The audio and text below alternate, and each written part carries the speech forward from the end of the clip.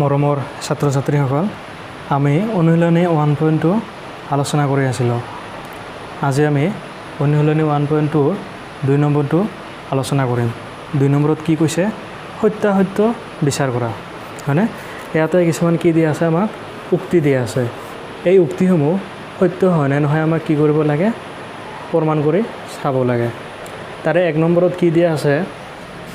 Roman 1ত কি দিয়া আছে আমাৰ? 27 পূৰণ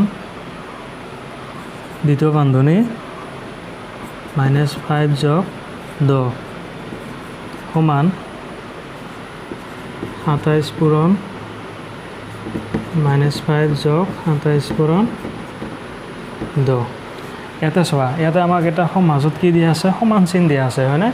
তো আমি কি কৰোঁ? আমি সমান চিনৰ বাওঁফালে থকাখিনিক আমি কি বুলি ক'ম? বাওঁ পক্ষ বা লেফ্ট হেণ্ড ছাইড।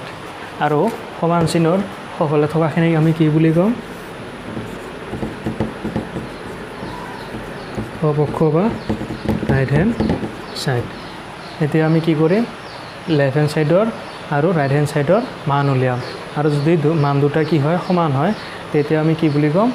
উক্তিটো সত্য বুলি ক'ম। তো প্ৰথমে আমি কি কৰিম? লেফ্ট হেণ্ড ছাইডৰ মান উলিয়াম।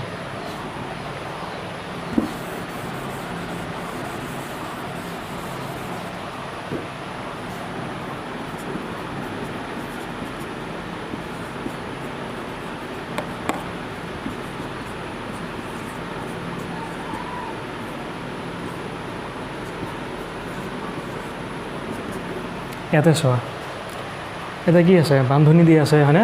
আমি আগতে পাই আহিছোঁ। প্ৰথমে আমাক কি কৰিব লাগে? বান্ধনীৰ কাম কৰিব লাগে, হয়নে? তো প্ৰথমে কি কৰিম?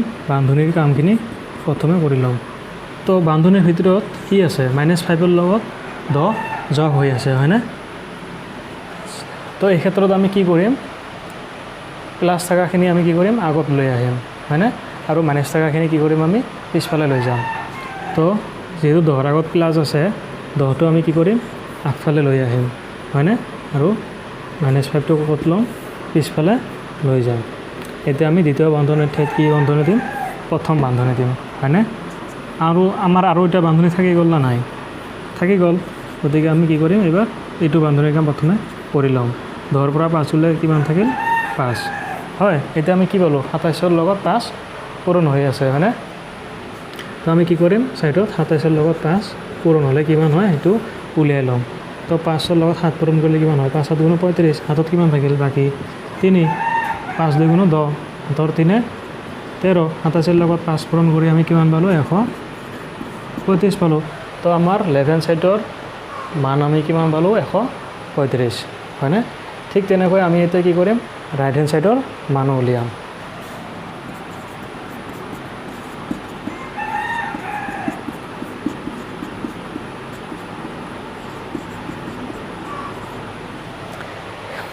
ইয়াতে চোৱা, ইয়াতে আমাৰ পূৰণৰ কামো আছে, যোগৰ কামো আছে, হয়নে? কিন্তু আমি প্ৰথমে কোনটোৰ কাম কৰিম? পূৰণৰ কাম কৰিম, হয়নে নাই? তো পূৰণ কাৰ কাৰ মাজত পূৰণ হৈ আছে? কি কি সংখ্যাৰ মাজত? 27 আৰু -5ৰ মাজত, হয়নে? আৰু এটা 27 আৰু 10ৰ মাজত। তো প্ৰথমে আমি কি কৰিম? 27 আৰু -5 পূৰণ কৰি ল'ম।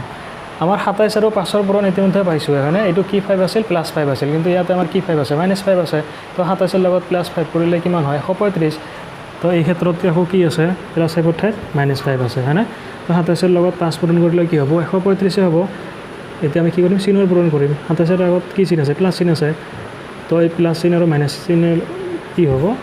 পূৰণ ফলত মাইনাছ চিন হ'ব। তো 27ৰ লগত -5 পূৰণ কৰি আমি কিমান পালোঁ? 135। তাৰপিছত আমি কি কৰিম? যোগ চিনটো বহাম। এতিয়া আকৌ আমাৰ কি হৈ আছে? 27ৰ লগত 10 পূৰণ হৈ আছে, হয়নে? তো এই ক্ষেত্ৰত আমি কি কৰিম? প্ৰথমে এই 27টো বহাই ল'ম।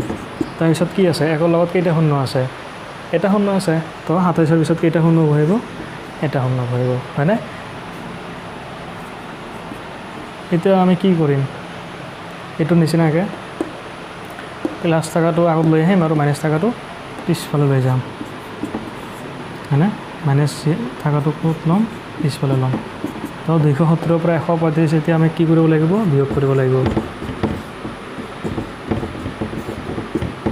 শূন্যৰ পৰা 5 নাযায় ইয়াৰ পৰা ইয়াতে 1 ধাৰ কৰিলে কি হ'ব 10 হ'ল 10ৰ পৰা 5 গ'লে 5 ইয়াতে কিমান থাকিল 7ৰ পৰা যেহেতু 1 গৈছে হয়নে এতিয়া ইয়াতে কিমান থাকিল 6 থাকিল তো 6ৰ পৰা 3 গ'লে কিমান থাকিল 6ৰ পৰা 3 গ'লে 3 থাকিল হয়নে এতিয়া কি আছে 2 2ৰ পৰা 1 গ'লে 1 তো 270ৰ পৰা 135 গ'লে আমাৰ কিমান থাকে 135 ইয়াতে আমি লেফট হেণ্ড সাইডৰ মান আৰু ৰাইট হেণ্ড সাইডৰ মান সমান পালোঁ নে নাই সমান পালোঁ হয়নে ইয়াৰ মানো 135 ইয়াৰ মানো 135 গতিকে আমাৰ এই উক্তিটো কি হ'ব সত্য এটাকে কি ক'ম আমি উক্তিটো সত্য বুলি ক'ম এসে বুজি তোমালোকৰ ৰোমান 2 নম্বৰটো কি থাকিল ৰোমান 2 নম্বৰটো